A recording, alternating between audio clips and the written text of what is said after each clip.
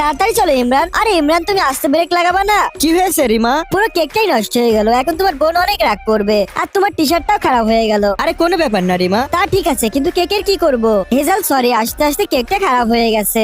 আমার জন্মদিন তোমরা দুইজন এইভাবে পালন করবা? সরি বোন, এটা অ্যাকসেপ্ট করে নে। সরো তোমরা এখান থেকে, আমি করবো না আমার জন্মদিন পালন। এখন কি করবো ইমরান? এক কাজ করি, চলো আমি বাসায় কেক বানাচ্ছি।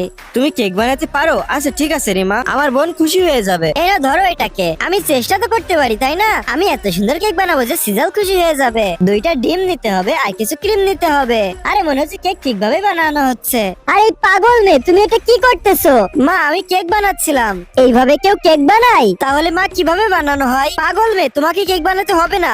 আরে ইয়ার, এটা তো অনেক নোংরা দেখা যাচ্ছে। ইমরান, আমি তো কেক বানাতে পারলাম না, এখন আমি কি করব? আচ্ছা কোনো ব্যাপার না রিমা, চলো আমি কেক বানাচ্ছি, তুমি গিয়ে বসো, আমি কাজ করতেছি, ঠিক আছে?